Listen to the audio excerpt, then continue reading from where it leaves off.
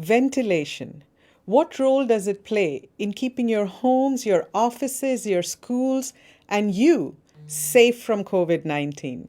Hello and welcome to Science in 5. I'm Vismita Gupta-Smith and these are WHO's Conversations in Science.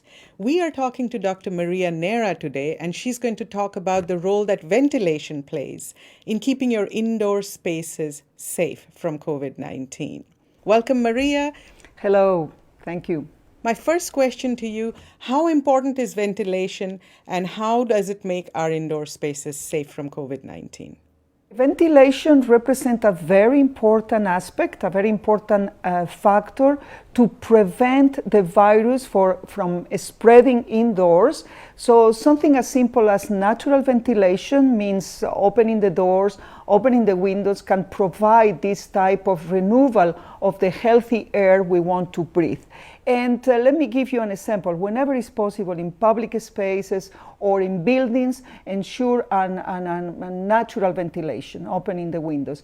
And in places like, in settings like schools or working places or touristic places, what we are recommending is to increase the rate of air change, increase the rate of ventilation by natural ways or mechanical ones, always trying to avoid the recirculation of the air.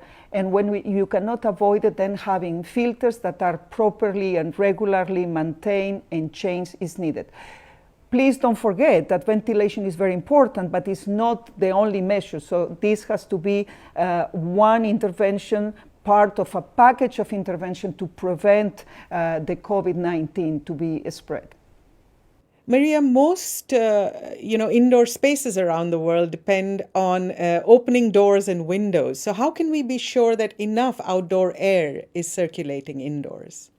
Of course, we need to consider the space size. I mean, how big is the room or the space we want to ventilate, the occupancy rate, how many people is occupying that room, and the activities that are carried out in that space. And of course, there are formulas to calculate all of that, but essentially what we know is to renew the air. And to give you an example, if in 1 hour you change your air 6 times, I think that will provide a quite sensible way of making sure that we are reducing or preventing the spread of the virus indoors. Maria, it's not always possible in heavily polluted settings to open doors and windows. How should we manage outdoor air pollution, preventing that, as well as preventing COVID-19 and keeping our houses better ventilated?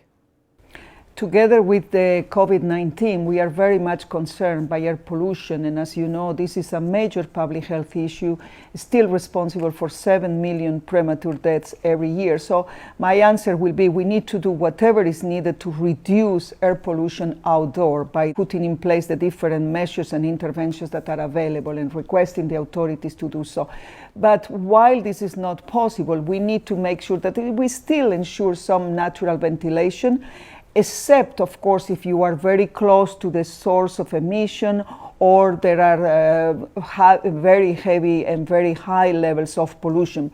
But in any case, you can consider as well, depending on your capacity or your where do you live, you can consider what they are called air purifiers and, of course, the HEPA filters that in some residential buildings are already available. Thank you, Maria. That was Dr. Maria Neira talking about ventilation and the role that it plays in keeping you safe in your indoor spaces. If you find this content useful, please share it with your colleagues, with your friends and network, and invite them to follow us on our social media channels. Until next time then, stay safe and stick with science.